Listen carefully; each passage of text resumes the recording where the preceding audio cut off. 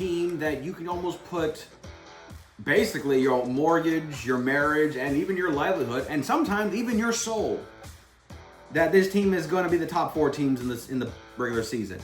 That when it comes to the conference championship matchup between the NFC and AFC, this team will be there. And that is the Baltimore Ravens.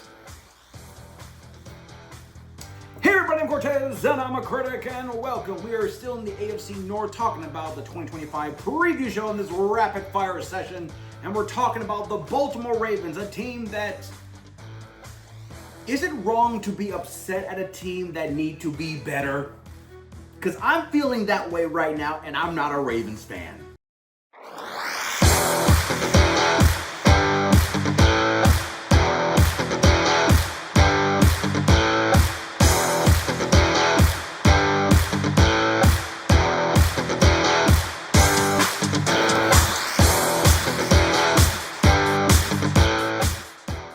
Okay, so we can use the same script we did the past 2 seasons, that everyone from First Take to Fox Sports to CNN to whatever sports organization out there, we can talk about the Ravens, the same exact thing.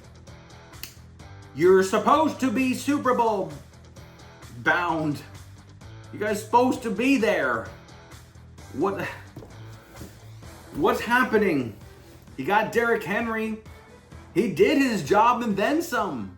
Lamar, you were MVP worthy. If not, should have been. Pardon me, if not, should have been. What happened again?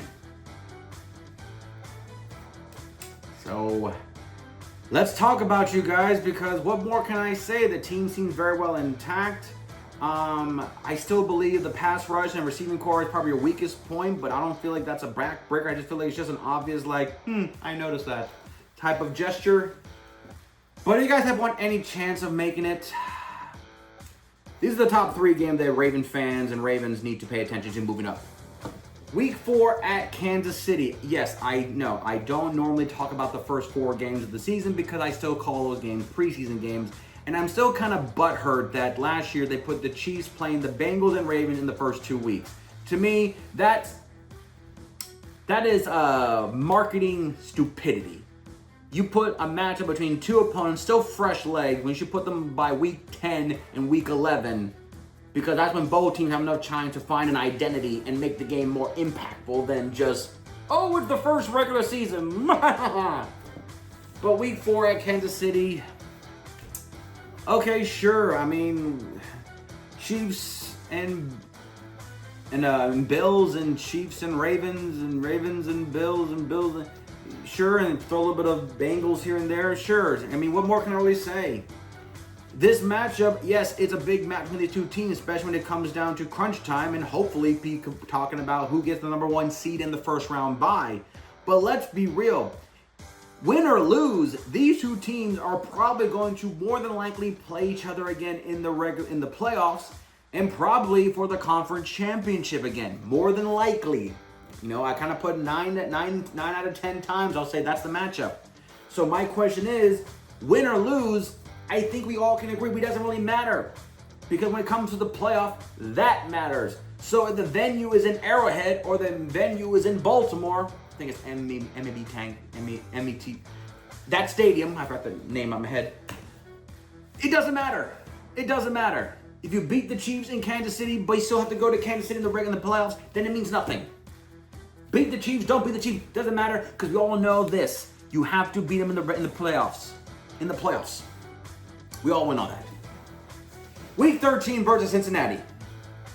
If the Bengals might be the only team in the AFC North that I'll say, they want to come after you. They want to come after you. I might know they want to come after you, Baltimore. So week 13, if you want to keep the Bengals off your back, punish them. But if somehow Cincinnati comes to your home and beats you, not only does that impact your playoff positioning, but it might affect your division standings. So if you want to keep yourself cemented as the guy in the Baltimore Ravens in the AFC North, put the Bengals in their place. But don't worry, in less than 2 weeks, you play them again at Cincinnati week 15. This is a weird season. There's a lot of division foes that play each other twice in 3 weeks. Yeah, I noticed it a lot. More than I thought I would. whether it's good teams playing each other or it's bad teams playing each other, I'm just like, okay, that's a weird schedule, twice in 3 weeks. Bleh. But, okay. So whatever happens week 13, either you sweep them or you get revenge. Either way, this is crucial. These 2 weeks is very crucial for you. Whether you want to determine whether you guys are going to control the division or not. And whether you have any hope for that number 1 seed. So, dual matchup against the Bengals. Very important. Obviously, Ravens, do your thing. Highest point for the Ravens. 14 wins. 14-3. Yeah. I have the same type of feeling.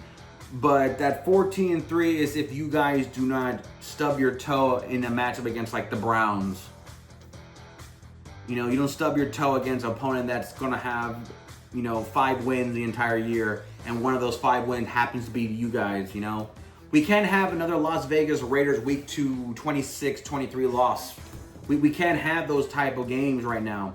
When every win, Baltimore, maybe Cincinnati and Buffalo, and of course the Chiefs, you guys are playing by college football rules. One loss can determine your rankings. While everyone else is playing regular football, NFL football level. You guys are playing with one loss to determine whether you're number 2 or number 4. So to me, lowest point, 11-6. This team is still too good. Heaven forbid a Lamar Jackson injury. The Raven team is still too good not to have at least 11 wins this year. Let's be real. This is the team that definitely should be more concerned about playoff positioning and division title than can we get above 500. So Ravens, I can say confidently, begging not an injury, you guys have at least 11 wins, at least.